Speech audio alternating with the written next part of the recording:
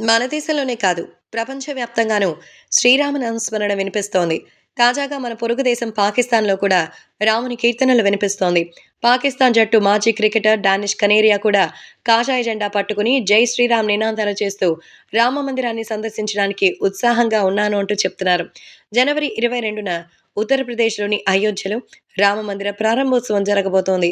ప్రధానమంత్రి నరేంద్ర మోదీ చేతుల మీదుగా లక్షలాది మంది ప్రముఖుల సమక్షంలో రామ మందిరంలో ప్రాణ ప్రతిష్ఠ జరగబోతోంది. ఈ చారిత్రాత్మక ఘట్టాన్ని తిలకించేందుకు లక్షలాది మంది భక్తులు జనవరి 22న అయోధ్య చేరుకోవడానికి సిద్ధమవుతున్నారు.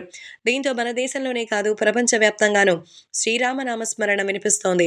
తాజాగా మన పొరుగు దేశం పాకిస్తాన్‌లో కూడా రామునికి సంబంధించినటువంటి కీర్తనలు వినిపిస్తోంది.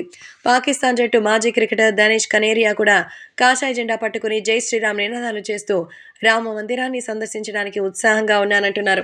ఈ మేరకు తన అధికార ట్విట్టర్ ఖాతాలో అయోధ్య రామ మందిరం గురించి ఒక ఆసక్తికరమైన పోస్ట్‌ని షేర్ చేసుకున్నారు. ఇందులో కాషాయ జెండాని పట్టుకుని కనిపించారు డానిష్ కనేరియా. అయోధ్యలో మన రాజు శ్రీరాముని మహామందిరం సిద్ధంగా ఉంది. రామ మందిరంలో ప్రాణ ప్రతిష్ఠ పనులకు కేవలం 8 రోజులు మాత్రమే ఉంది అని రాసుకొచ్చిన పాక్ క్రికెటర్ చివరిలో జై జై శ్రీరామ్ అని క్యాప్షన్ ఇచ్చారు. పాకిస్తాన్ క్రికెట్ జట్టుకు చాలా ఏళ్ల పాటు సేవలందించారు డానిష్ కనేరియా.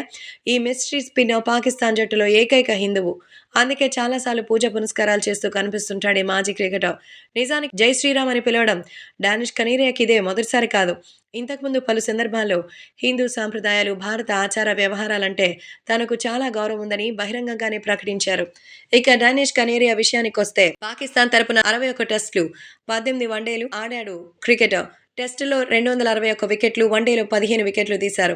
అతని వన్డే కెరీర్ అత్యంత గొప్పగా లేనప్పటికీ టెస్టుల్లో పాకిస్తాన్ అత్యున్నత స్పిన్ బౌలర్స్‌లో డానిష్ కనేరియా ఒకరు అని చెప్పొచ్చు.